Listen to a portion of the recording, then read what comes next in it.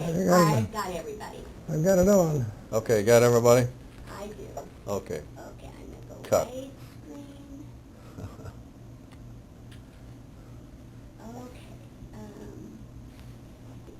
Here we go.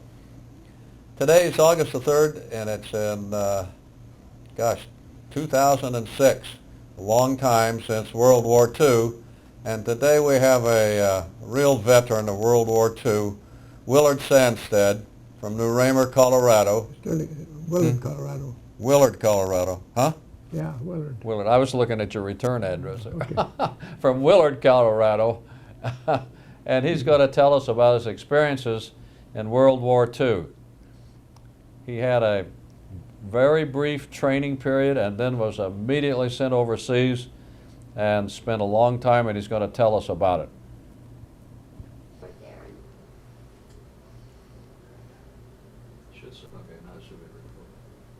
Darren.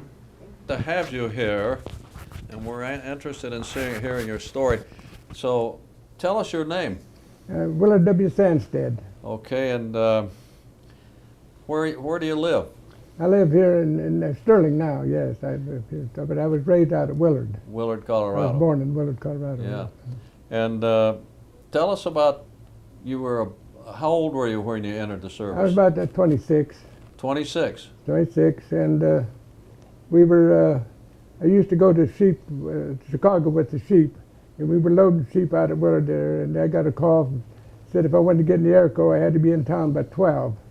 So I dashed into town, registered, and I went into service January the 27th, and February the 13th, I was 100 miles out at sea. Wow. We went to... So how long, a week or two after you were in well, the I service? was in Denver, and we went from Denver to Shelbyville, Texas, on train, and then from Shelbyville, Texas, we went to Boston, Massachusetts. And we was to get on the Normandy, I believe it was, and they'd been sabotaged, so they put us on the Queen Mary. There's 12,000 troops and about 4,000 personnel on the Queen Mary. Wow. And And were you in the Air Force, or were you? I went in the Air Force. In yes. the Air Force. I was. We were on the Queen Mary for 40 days, 40 nights. We went on the tropical storm on the Queen Mary. The Queen Mary made 80% dip. Largest ship ever in maritime history. The ship that size was uprighted by the storm. Wow. And I was on the Queen Mary in English. I lost 25 pounds. The food was terrible. Sometimes it had worms in it. I mean, the British. And sometimes you'd see them, they just faint, when they go. And so a lot of times we lived on candy bars. And then with candy bars, 25 cents, the British charged us 25 cents, which is, at that time, was a lot of money for a candy bar. But sure. Yeah. So like I say, we was on there for 40 days, and then we docked at Sydney Harbor. And Queen Mary and Queen Elizabeth were both docked at the same time. But going over, now like you hear on the radio today, I mean, you hear there was 9 German transmitter stations that said knew where we were all the time, but they just couldn't catch it because it was fast those days, and then so we were lucky. So you guys left from what port? We left from Boston, Massachusetts. Boston, and you went to Sydney. Then we docked at Sydney Harbor. Sydney, Australia. Yeah, and shortly a day or so afterwards, we docked at Sydney Harbor, and there was 2 or 3 of those Jap midget submarines come in on, but they found them come in the harbor there when Elizabeth and the Queen Mary were in the dock there. Wow. So they were lucky. I mean, they found them. Yeah. Yeah. And so you disembarked in Australia, is that correct? Australia, yes. Then we got in Sydney, and then we went from train to Melbourne. And I was in Melbourne there for, well, that was right early in the war. That's when we were in Melbourne when MacArthur came from the Philippines to Australia. Okay. And like I say, there at that time Melbourne was completely blacked out. And to me, if Darwin, the Japs had bombed Darwin, and early, and if they'd have bypassed all the islands and come into Australia, because Melbourne, they was all blacked out. Yeah. It's just like the Japs had come into California and all, bypassed everything. We wouldn't be here today. Yeah. Yeah. They had stopped off in Pearl Harbor and places like that. Yeah, that was Yeah, so it was, and I got to come home. That was the main thing. Yeah, well, Yeah. but you spent a lot of time over there, so you need Well- to tell us a little bit about it. Well, So you got to Sydney, and then you went to Melbourne, and what did they call your outfit? What were you? well, I was in the Air Corps, and then the headquarters came to APO 501, and so was in here. I think I was transferred with verbal orders. There was 10 of us called out one morning to go into MacArthur's headquarters to do guard duty. Oh yeah. And so I was on SOS Service Supply from then on. I mean, from the early until I come home. So you were in the supply side till you came home. Is that Well, yeah, correct? we had. I went through. We started in Australia, and then I went to. I transferred to the Philippines, and like there we had I had 10 men. We started up at the replacement depot, and we were there for some time. And the war wasn't going too good when they dropped the A-bomb, Right. and that way we thought we had to go home. And then when I was in the Philippines, President Roosevelt died, and I tell you there was tears after tears. I knew I was never coming home, and then after he died, you just thought, well, now that's it. But it was touchy. I mean, when we heard it, and when they dropped the A-bomb, we didn't know what was going on. But when they dropped the A-bomb, we had no idea for a while what was going on. But to me, that was a blessing. Yeah. Well, Harry Truman pulled the trigger on that, didn't he? Yeah, that was a blessing. Yeah. Yeah. Well, now, just to back up a little bit, how long were you in Australia? Just a few weeks or a few months? I was in Australia. I was in the service about corporal, and then the company I was transferred. The first sergeant was transferred to someplace. Went to OCS or military school, and so I was a corporal.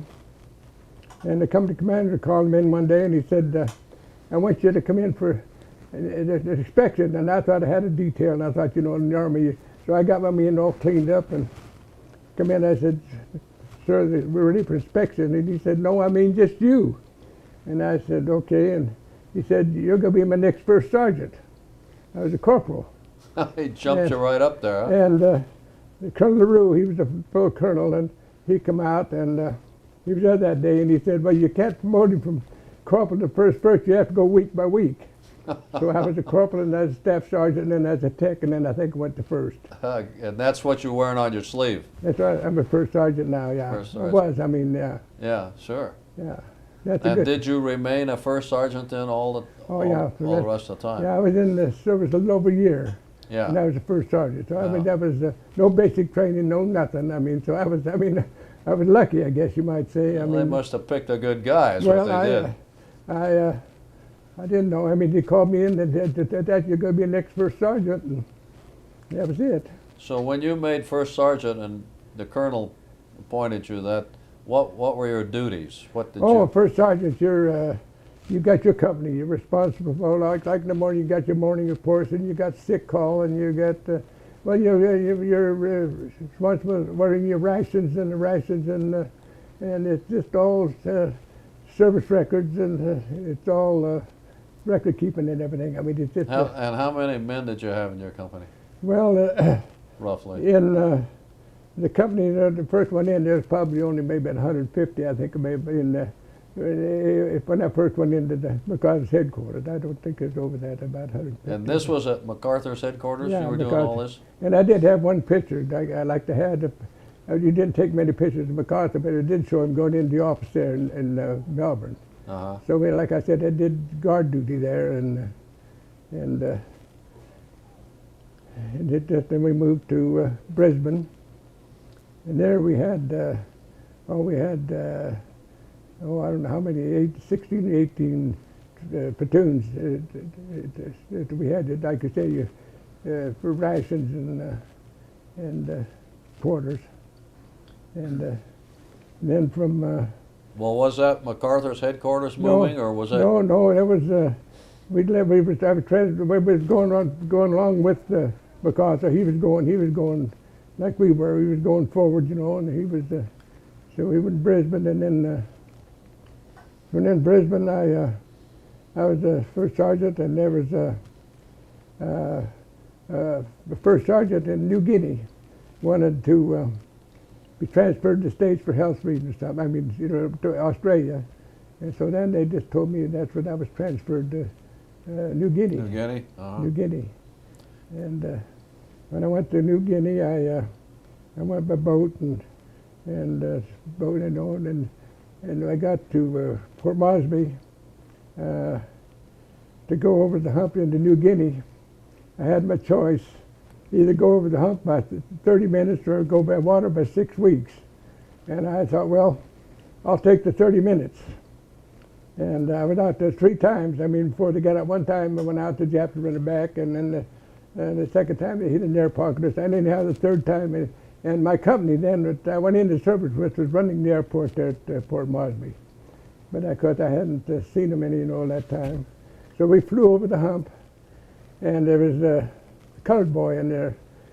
The 2 of us on this. We didn't have a teacher. We sit on a bench and the things, And like I say, there was the day before they come into his pockets, and they would come in all bloody and everything. So you just sit there and that time and prayed the whole 30 minutes. But we got over the hump, and that was So you left Fort Morris, Port Moresby. Fort what? Port Moresby. Moresby, okay. Yeah, and then we Flew over into New Guinea. New Guinea, okay. Yeah, and I was there for New Guinea for a long time. I went in as the first sergeant. Well, I took the place as the first sergeant, and What were your duties there? Besides supervising? Well, men? we had the headquarters of the company there. We had you have your sick report and your morning reports, the rest of your personnel and everything, Yeah. transfers and all of it. But what did you do there? I mean, did you act as supply people, or? Did Oh you yeah, act- we had in New Guinea like engineers and quartermaster and finance, and they were all scattered out in New Guinea. See, and they men had a lot of interest there. Just like it was $25 for a fine for having a board 4 feet long, and I got a requisition approved because I said I needed lumber for the mess hall, and I got 110 loads of lumber for that one. We'd use the same, send it to quartermain, and they use the same requisition for, and we'd come in and come blow the whistle, and the men they'd pick it up, blow the whistle. In 5 minutes you couldn't find the board. Is that right? And they made floors in their tents. Oh, I see. Okay. And it was just an interesting fact. I mean, it doesn't have to do too much with the war, but one day this gentleman come in that, he used to sing on showboat. And he come into the orderly room, Lanny Ross. He come into the order room and says, Sergeant, and I said, your quarter down the line about 2 miles. And I don't like it down there. This area looks more better. I mean, we had floors in our tents in New Guinea. And he said, I don't like that. And he said, Sergeant, you don't know who I am. And he said, I'm Lanny Ross. He was an entertainer, Yeah. And I said, excuse me, I'm going to say, I said, Lanny Ross, I don't give a who you are. This is what you're, as far as I'm concerned, this is where your quarters are going to be. So he would just come over and I said, I've been here for about 3 years. And I said, but he didn't like dirt floors, so he couldn't stand that, But he did have his Easter sunrise service. We had it out in the jungle. And that was probably as good an Easter sunrise service I could ever went to, when he was there, because he was good, but he was... Was he a singer or something? No, he's a singer, but he used to be on Showboat, on Okay. TV years ago. Yeah. And I had another, when a lot of times come in, it was always certain personnel. And when we get new, we'd always start by getting some men come in. I'd ask volunteers for KP, and I'd ask the volunteers to do an about face. And I'd never pick a volunteer. I'd pick you and you and you. You're on KP. And I picked this one out. It was Johnny Pineapple from Hawaii. He said, and he come in and I'm a musician. He said, I'm not doing KP. I said, as far as I'm concerned, you are here. You're on KP. So he was on KB for a while. But I mean, it just showed how they didn't want to be, Oh no, they didn't want to Yeah. pack their load, did they? Oh, it was, and we had, it was an interesting fact, we had in New Guinea, we used to have latrines out over the ocean, you know, and that was, they, finally, when the wax started coming overseas, see, we had orders to get the latrines off of the water and use outhouses, you know, in the back, you know, and flies in New Guinea were about the size of a bumblebee, you know, just, and you know how it would be. Man, I finally got just almost a direct order to get that thing down. I mean, tore it down, you know, because I didn't, you know, but we tore it down, and I can say when the wax come, they were good, but they sure stopped. It wasn't very pleasant, you know, for the inland latrines and stuff like that, you know. Yeah. But we had the food was a lot of bully beef and powdered milk, and everything was powdered, and Powdered eggs. and having old vegetables and stuff like that. You know, we didn't get fruits and stuff. You know, we just you get the requisitions, and I used to pad requisitions for beer. We could get beer, but you had to pay for it. But I'd pad the requisition so that the men could get, if you got the money, you can go to supply charge and you can have beer. Yeah. Like Machine Records. They used to be there, and they could take my company clerk, the clerk's 2 weeks to make up a company roster, then it'd be obsolete. They could do it an hour or two, you know. So every week, Machine Records gave me a complete roster for the supply sergeant and mail clerk and all that. So then, like Machine Records, they only had 4 men, I think it was. So I'd pad the requisition for them when they get records or something. They'd get as many records as we do that the company got, you know, because they would help me out so much on this. And but it was interesting. I mean, yeah. Well, like, and so in New Guinea, you lived in tents. oh yeah. And some. Yeah, we did. I mean, after we did have floors, and then everybody had a foxhole. I mean, right in the tent. I mean, when you come into the company, I said the first thing you do is you go get you a shovel because you're going to need it tonight. Because I mean, we were raided about 4 or 5 times a night, and it was just Really? And right behind us, when they would shoot tracer bullets, you know, and you could see them, and I lost my hearing, I think, from that. I'm sure that from those big guns there, you know. I wasn't a combat soldier, but I mean, they had that artillery. It was just so loud that, Right nearby. yeah. But and I didn't appreciate Tokyo Rose. She'd tell you, we know where you are, and played pretty music, you know, or something like that. Yeah. And they had a radio, and now she's I think they made a hero out of her now, you know, here in the States, now, Tokyo Rose. Is it? But like she said, She was a propaganda tool, yeah, for sure. she was. But she'd like to tell, we know where you are, and see. Well, they did. They were 4 or 5. That's when well, I had several. There was no sleep. I mean, we were just diving in the dang hole or up, you know, waiting about 3 or 4 times a night, every night there for a long time, you know. It just Jap bombers coming over. yeah, Japs flying over, and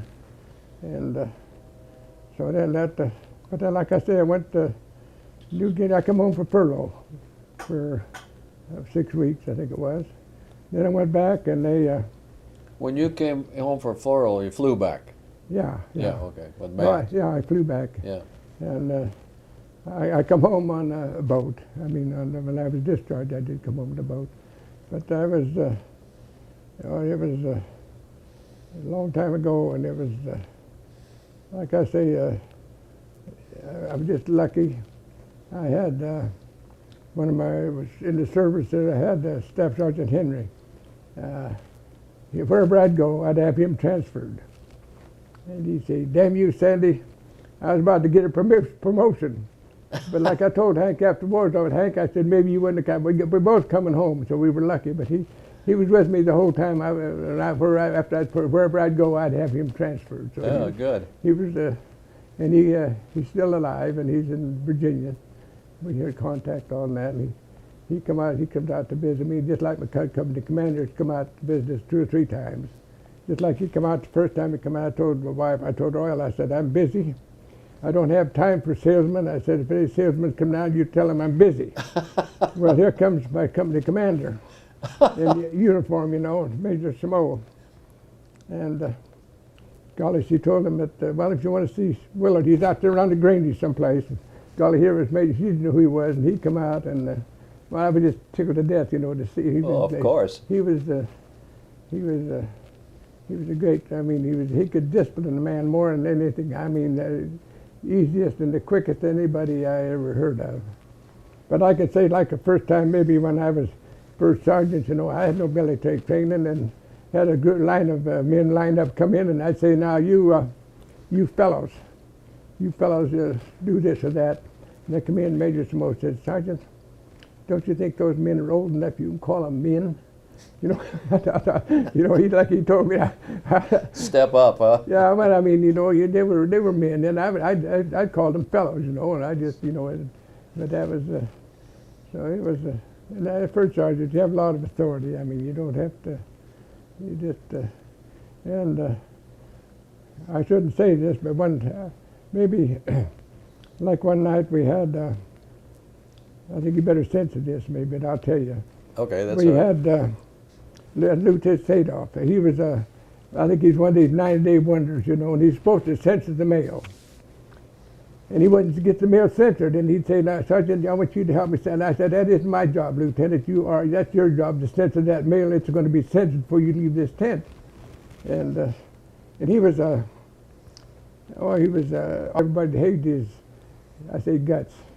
And one night, they come got me, and they said, middle of the night, said, somebody shot a hole through Lieutenant's tent.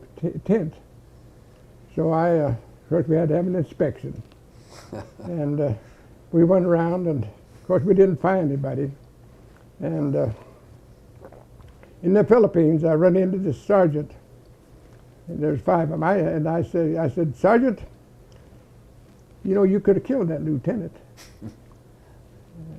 He said, you know we didn't? I said, sure I knew you did it. I knew you just well who you are. And I often think about if I should have reported him, but if I would have reported him, nobody got hurt.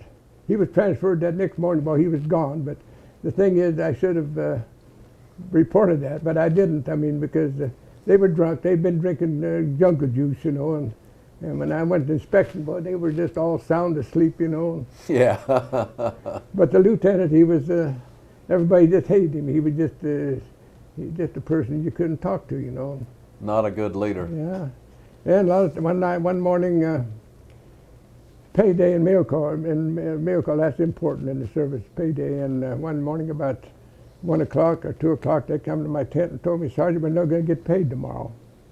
I said, why not? And he said, it's right on there in the colonel's desk. He hasn't signed it.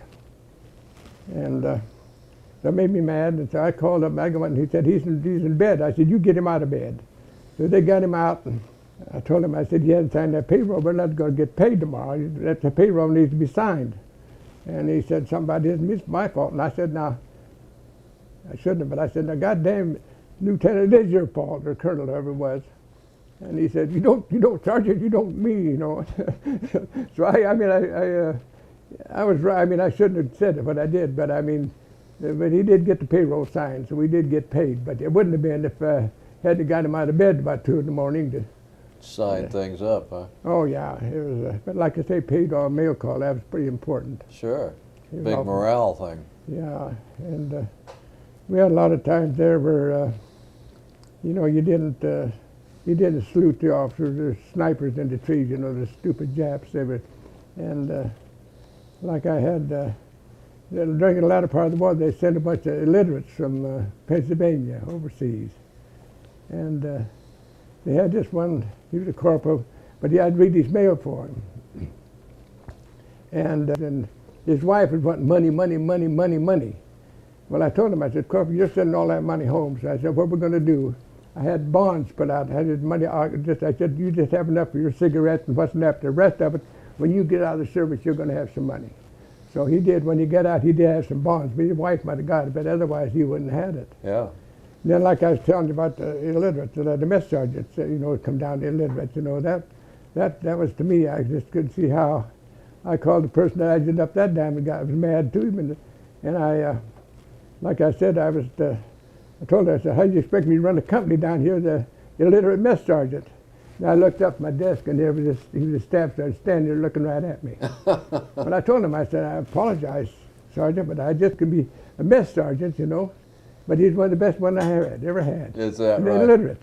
But he was illiterate. Yeah, but he's staff sergeant. But he was good. I mean, but I'll never forget. It embarrassed me. I mean, I told him, I said, I'm sorry, you know. But like you say, you have the other mess sergeant. He went crazy, you know, and so it was odd. I mean, there was different things you had that was responsible for.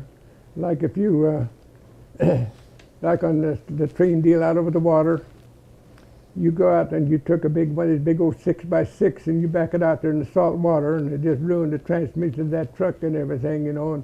And of course, I didn't know they were doing it, but I mean, I was responsible for it. I mean, they come down from headquarters, and boy, they just ripped me up and down about that truck being ruined, you know. And like the duty sergeant, that was the end. They're responsible. I don't care what it is. It's your problem. I mean, yeah. So you had a lot of men. What was the total number of men were under your command at that time? Well, in Would you guess? golly, we had in the company there, like in New Guinea, we had a company, and then we took in on special duty and temporary duty. You know, a lot of men come in transferred. Like maybe we would have 12 men from grave registration and be quartered in rations, you know. And of course, their service trinkets come with them, and we have them there on special duty or temporary duty until they see to show the records. And one thing I was real careful with is shots. When men come into the company, they read their service. If they hadn't had their shots, that's the first thing they did when they next morning they go down and have their shots, tetanus and all that for malaria and everything. And I always used to go. When I go with them, I would take mine first. Because in those days, you know, they used the same needle about. I don't know how many times that needle wasn't very sharp, you know, and so I'd always be first, and then they'd. But I was careful that we got malaria, and we found out that they weren't taking malaria or Atabrin, you know, for malaria. Atabrin, yeah. So like that, we'd have sit there at the rostrum, and they go to the mess hall. You'd take it, have Atabrin and quinine, and they'd take it, and you'd drink it, and you'd watch them take it, you know. So and that stopped a lot of malaria. Yeah, of course. Because we had a lot of men laying in their bunks with malaria, you know. You just shaking so bad you just couldn't. Oh yeah, I know. I've had malaria, so I know. Oh, maybe you did. Yeah. Yeah. Well, it was well, like a first sergeant. It's you got a lot of authority, and you're responsible for. But like I say, I was lucky. I got to come home. So did you spend then the most of your time in New Guinea? Is that what? Well, I went from New Guinea to Philippines. I took 12 men to the Philippines. I got to pick out 12 men out of the company to take with me to go to the Philippines to a replacement depot. So when I come home, before I come home, we were in charge of a replacement depot in the Philippines. Before we come home. And where was that? In the Philippines. What's the big town? Manila? Manila, yeah, yeah. It was all bombed out, and it was early in the war, and that particular time we didn't wear dog tags. They'd come into camp at night, you know, with the dog, and we'd lose them. They'd choke you to death at the dog tags, you know. And, is that right? Yeah, and he didn't salute the officers for a long time there, you know. But when they dropped the A-bomb, that was that kind of got everybody's attention. Yeah, because you know you see grave registration go out and they come back with bodies laying on the back of the truck. You know, it's kind of and like one time when we were going to, I had taken these 12 men going to the Philippines, that's East Indies.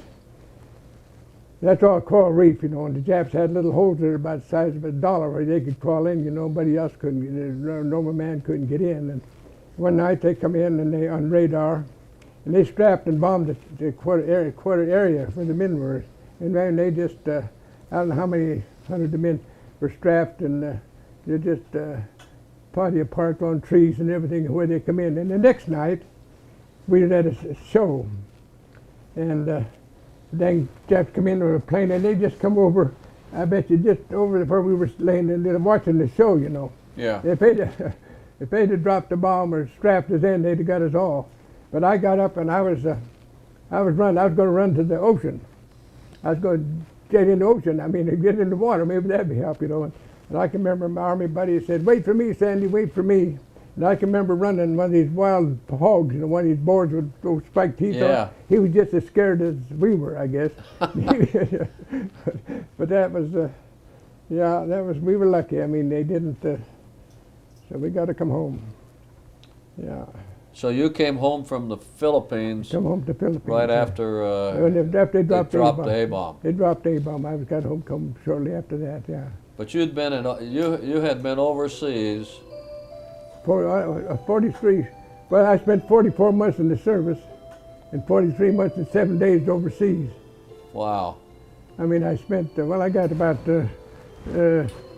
7 bars. I mean, that's for every 6 months you get a. Yeah, I know you got a bar. Yeah, you get a bar. Just a minute till that.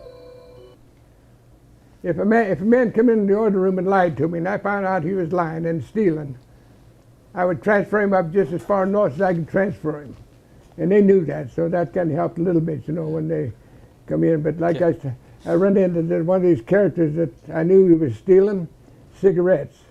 And he was, they quartered this room in Sydney. They'd been going into Sydney for the work, and then put their cigarettes in their tents, and he'd come in, he'd steal their cigarettes. And I saw him in the Philippines. And I told him, I said, I can't remember his name, but I said, "You're a thief." I said, "You were stealing cigarettes and everything else." He said, "I was." He said, "You know where I kept my cigarettes?" And he had a space on the floor of his tent there where he had to flip the floor up, and he had to hire the stolen stuff under that, see. But he was, yeah. So that's,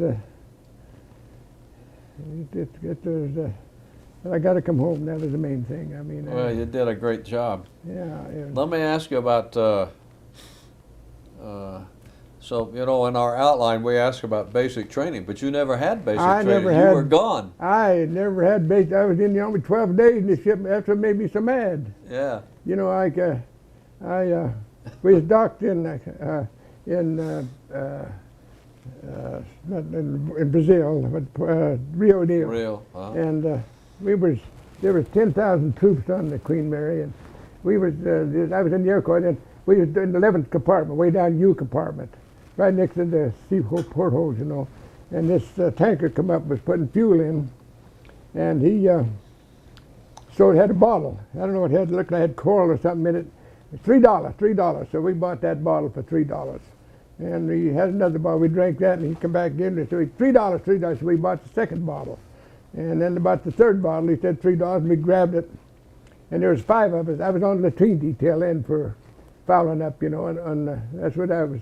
And so when I first went in, I was, I mean, I was disgusted, you know, because I volunteered. Right. And they come down there, and they found us, and the rest of them couldn't stand up. And they were foaming at the mouth, see, and they thought we'd been poisoned, see. But I could still stand up, and this captain had come down there. I was trying to hit him, and he wouldn't stand still. So we went to the captain of the ship, the Queen Mary, and that's when he said, "You men are going to work until I like the way you work, and I'll never like the way you work." So I shoveled the garbage off every night, and we'd go out on the nights at the Queen Mary. You couldn't wear rings or glasses or anything, the reflection, you know, it was all blackout.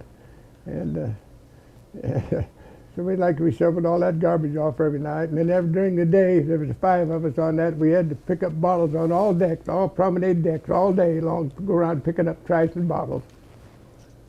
But like I say, when we landed in Sydney, we kissed the ground. I mean, you'd be surprised how many people kissed the ground, because you just didn't think you was ever going to. And you guys were at sea, what, 45 days? 40 days. 40 days. 40 days and 40 nights, yeah. And it was off and on, clear back coast to Africa, clear back coast to Florida, you know. So, and it was just, and then the storm was in, and it was, do a lot of zigzagging, you know. And it was just, avoid the U-boats. Yeah, it was the U-boats, but it was, the old Queen Mary was, it was a fast ship in those days. But like I say, there was 10,000 troops, and we were the first troops in the Pacific. Were you? We were the first ones. First U.S. troops Yeah. there, huh? But I tell you, the Aussie troops, they're perfect specimens. I mean, they come back from the Middle East, like when we were in Sydney there in the war, and they were just Aussie troops. Man, they wore their Aussie hats, you know, and they were just perfect specimens. I mean, I can remember how neat they were. But like I say, when we first got to Australia, boy, everybody just loved us. We were good people. But boy, towards the end of the war, we were, you damn Yanks. And like they said, you damn Yanks are, you probably know sense of this, you're overpaid and oversexed. Oh, really? I got after you about that. Well, that might be. I don't know. We know. Did you get any medals, citations, or awards? Well, now I had. You got some. Tell us about those little. Use your notes. I got here the.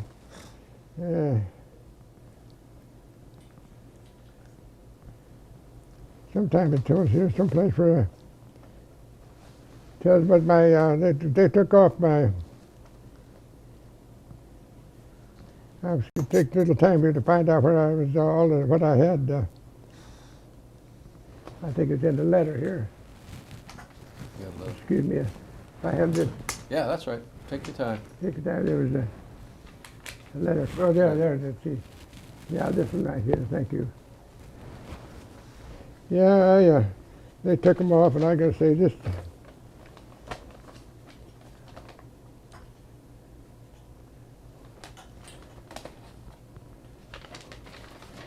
Yeah, the administrative news commissioned officer and again in Luzon and Southern Philippines received the Asiatic Pacific Service Medal, the Philippines Liberation Ribbon, with 1 Bond Service Star and Good Conduct Medal.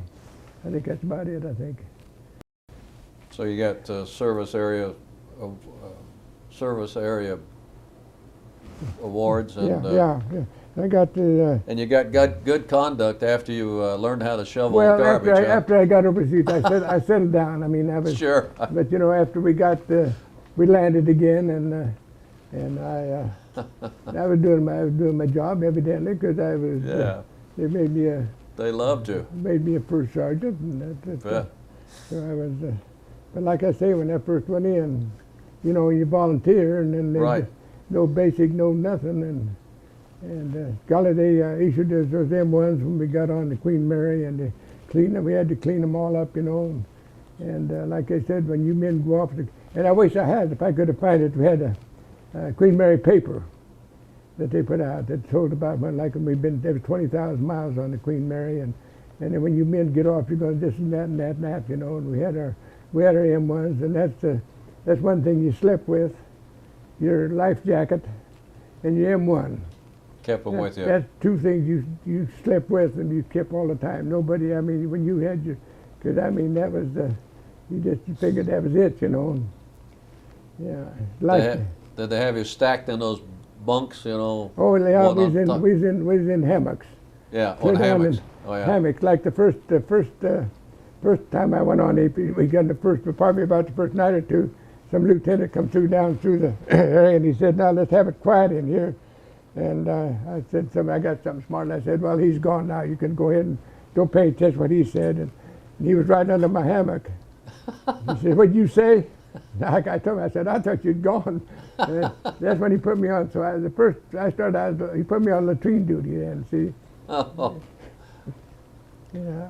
you were learning fast. I was. I started out learning fast. Yeah, sure. And then they fed, the Queen Mary fed about 3,500 in 3 settings. And the only food that every Wednesday night, the only thing that was ever had any taste to it was on Wednesday night we had blackberry jam, blueberry jam. That was that was the meals, but the meals they served us was Well, now that was a British ship. that was the Queen Mary. Yeah, Yeah, that was a British crew, probably. and they had, like I say, they had worms in the food, and I lost A lot of mutton, I I imagine. lost 25 pounds. But when I went into service, I took $500 with me. And during that time, nobody had any money. So I had a friend of mine from Pueblo who was in the service there.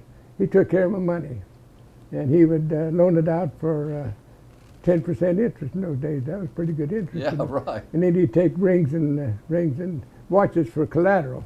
Oh, really? And You guys were the bankers. I come home with a lot of watches, and but like I say, playing poker, I used to play did a lot of blackjack, you know. And like this one character went down for $11, went down for $22. I remember for double, for 5 cards under 21. And after we got the money, he says, "Sergeant," he threw a card on the floor. And so I went to Red, and I said, "Red, you're either going to give me $22 or I'm going to break your jaw. What's it going to be?" "Sandy, I'll give you $22.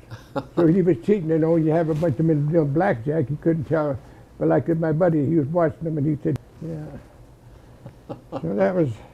So did you run a card game or a bank all the time you were in the service? Well, I played a lot of poker. Coming home, I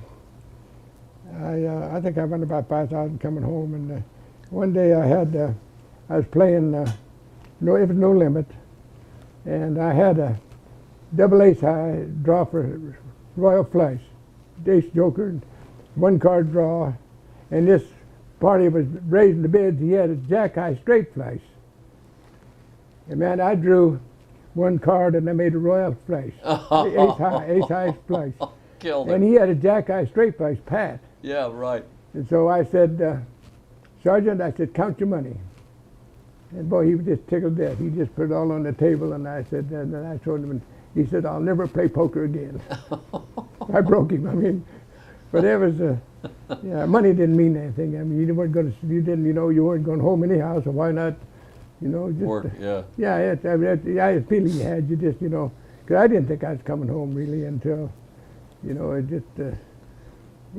Things never were too good. I mean, I wasn't in combat, but it was. Yeah, but you were getting bombed. You were getting bombed, and then they're coming in the tents, and yet to this day, I still don't like anybody behind me. Yeah, right. I don't like anybody. It makes me nervous. Somebody stands So behind me. in New Guinea, those Japs were sneaking into the tents and stuff. Oh yeah, in the Philippines, they were coming into the tents, and it was the dog tags, and Yeah. choking them, Choking the guys. or anyway they'd kill them, and it. But I was lucky. I mean, of course, I had a Jeep, and like out there in the Philippines, right in front, they come in and set these landmines on the road, Yeah. and right outside the orderly room, they come in, they set a landmine, Wow. And the first Jeep went over in the morning. That was it, Now, I mean, it could have been me, but it wasn't, But it could have been if I'd have been the first one over. But they'd come in at night, and like I said, bury these dang bombs around in the area, and so I don't have much faith for the Japs. I just don't. No trust. Now they're our buddies. Yeah. Oh, yeah. I know. Now they're know. buddies now. They Yeah. were driving their cars and everything. Oh yeah. Oh yeah. They're. But it was. And I had an interesting thing I had there in the Philippines. The little lad that child, he lost his parents, and everything. He was just wandering around dirty. He come in to have camp every day, dirty, and just, and I took him into the orderly room. I had one of the clerks take him down and give him a shower and cleaned him up, and then they come back up and had to come to car and make him a little khaki suit, and Pedro. And I'd say, "Now, Pedro, you need to empty the waste paper baskets." I said, could I take it? We gave him a mess kit, and he slept in the fry sergeant. And then I'd go to mess. Well, he'd go with me. And of course, we go to mess. There'd be a lot of Filipinos sitting in a line picking up the trash out of the food that we'd thrown away, Yeah. But little Pedro, he got to go. He was always right there with me when it was time to go eat. But he wouldn't do nothing. But I often wonder whatever happened to him. Of course, they'd called all those back. A lot of them come into camp in different outfits, adopted me, and just had him. But he was a cute little guy, just, he's 5 or 6 years old, and no home, no anybody. He spoke good English, and he was just, it was fun to have him. I mean, just, like I told my wife the other day, I just thought I didn't know what happened to Pedro. Yeah, you never know, huh? Yeah. I don't know what else I could. Okay, now, so when did you get back to the States? Do you know, remember that? Yeah, here's my discharge papers right here. I think I discharged in October. Here it is. I discharged in October the 2nd, 1945. 45, okay. And they, when I went, they asked me about read list when they come back, and they called your name, you read list or discharge, and I says discharge, and they says, Sergeant, you can't take a discharge, you can't afford to take it. I said discharge. He said, well, I want to talk to you for a while. So I said, okay.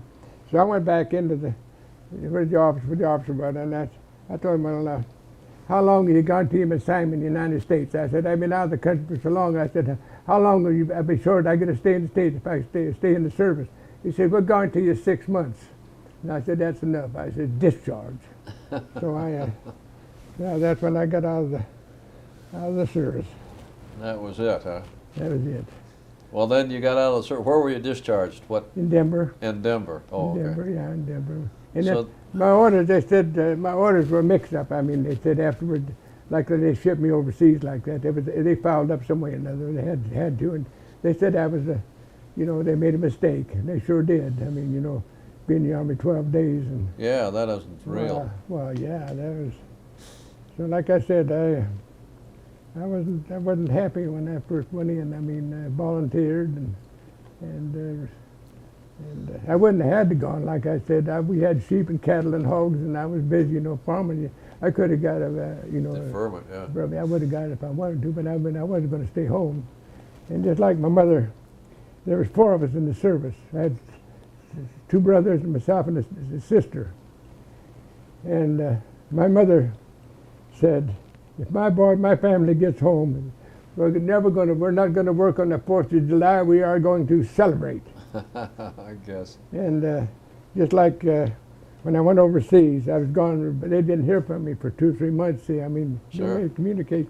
And when she found out that I was still alive and I was overseas, and so she didn't know where, but she told her I was still alive. And so out there at the farm, we used to have party lines, on the telephones. Yeah, sure. 10 or 12 people, the phone ring while everybody's rubber, like this. Right, grab the phone. What's going on? And Mother gave General a ring that Willard's safe. Yeah. So, now, wait a minute. Now, okay. Now, there was you, Willard. And had Herbert was the oldest brother was in Marines, Okay. and Earl, he was about 5 years younger than I, but he was a crew chief in Europe. Okay. But Herbert spent the time in the Marines in the United States, and Evelyn was a WAC or wherever it was in women's. So Women's Army Corps. there was 4 of us in the service there at that one time. How many children were there? But there was 8 of us. Oh, there were 8 Sandsteads. There were 8 of us. There's 4 boys and 4 girls. I'll be darned. Yeah, so That's some tribe. yeah, there was 4 of us in the service, and like Mom said, mother said, if my boys get home, we're not gonna work on the 4th of July. We're gonna celebrate it. Well, that's great. Yeah. That was- So you got back in one piece and were discharged in Denver. Then what did you do? I went to farming. Dad retired. You And came back to Willard and Willard, and I started farming. Yeah, I took Dad. He retired. He moved to Denver, and after I got out of the service, I got a pilot license. I used to fly. I mean, first time I first started farming, I'd fly to Denver, see Dad and Mom, and take Dad longer to come out from the airport. I used to land out of Skyway Ranch out there. Used to be an airport out east of Denver, and Dad come out to visit and would pick me up and take me into town, and I'd fly back home, and buzz the house usually when I come home. So my wife knew I was coming home, and come pick you up. he picked me up. Yeah, that was. But I enjoyed that. I enjoyed flying. I mean, it was. In fact, I wanted in the Air Corps, and so it was fun. Well, Yeah. well, then have you farmed all the time? I farmed for 40 years. Yeah. Did you? I've retired.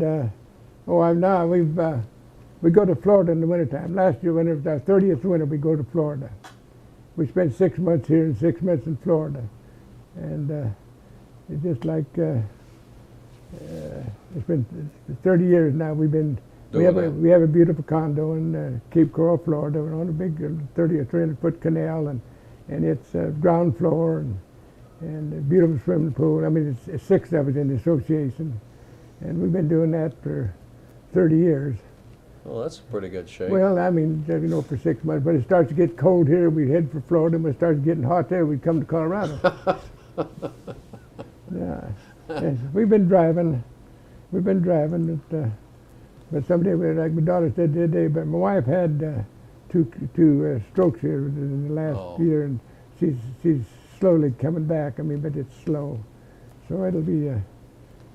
But driving to Florida is absolutely beautiful. I mean, you know, you get out of Colorado and you go into Kansas, then you get into Missouri, and then you run into the trees, and then you get into Missouri, and then you in Virginia and Georgia, and everything is just so every corner is just like a picture window. I mean, the trees and the coloration is just absolutely beautiful. Well, so I enjoy driving it. I mean that, but maybe we're gonna have to slow up sometime. And like I say, I'm 91 now, and are you 91? 91. I have to stake see if I'm moving. Still moving. But you're doing pretty damn well, I'd say. I've had both knees have been totaled. I mean, twice. I mean, this hip twice. So now my shoulders are freezing up on me, and so I'm going to say, take your time, get old. Don't get old in a hurry. Just slow down. Okay, play her cool. Yeah, play it cool. Yeah. Let me ask you something about so your some of your family stayed at home while you were in the service. Is that right? Well, no, Dad farmed. Boy, Dad always had a hired man. He always had, and years ago, Mom always had a hired. They called them hired girls. Yeah, right. But it left Dad. My brother Morris was still home then. He was farming, teaching and farming, so he helped Dad out a lot. And then, of course, Dad did all the farming. Then when we come home, he retired. And so, how many children do you have? I have 3 girls. 3 girls. Okay. Yeah, I have one in Boston, Massachusetts, and one in Bryce, and another one here visiting me in Sterling now, from Mexico City. Mexico City. Yeah. What's she do down there? Well, her dad. I mean, Gustavo was with the Central Bank of Mexico. Oh yeah. And he retired, and he does a lot of consulting work. Yes, he used to travel all over the United States and different countries doing consulting, I suppose. But he's retired, and they have a beautiful home in Mexico City. They're up on the side of the mountain where they're above the smog, you know. Yeah. But Mexico City, everything, you know, was walled in. They'd lock every door every time you turn around, and you drive down. It's gated to go in, you know, but you can still get in there if you wanted to, you know. But they have it turn around and they'll pick your pocket. I mean, it just to me it's too much poverty. Yeah. And, I've been in Mexico a lot. And like I say right now, maybe on this immigration deal, my son and I, we have quite an argument on that, you know, and I think it's stupid. We have maybe 20 million illegal immigrants in here, and you can go down here and for $90 you can get you a green card or driver's license or something like that, you know. And I mean, we put them to school, free schooling and free medical treatment, you know. And so, I mean, of course, he lives in Mexico now, but I don't know. Thinks you're picking on him, huh? And Russia and China bother me. Russia and China bother me. I mean, I just don't trust either one of them any. So it's disgusting. I mean, the war now. I mean, what is it lost about 2,500, 3,000 men, and maybe 10, 15, 20,000 have been maimed or injured. You know, and what do they get out of it? I mean, now, just like if I'd have when to come home, just like I told somebody wanted me to go. It was this, and I said I'd rather be a live first sergeant than a dead second lieutenant. Yeah. You know, in the infantry, I said I'd rather be a live first lieutenant sergeant than a dead second lieutenant, because lieutenants were just in the infantry. They were fodder. Right. And I show more respect for an infantry officer than I would any of them. I mean, when the men come in, they were marching, you know, and they had it rough, and I had more. But if you were an infantry officer, I would just go all out for you. I mean, I would really, because they had it rough. I mean, I tell you, it's just, yeah. There was a funny thing one time. I mean, being a first sergeant, what do you call it, state patrol,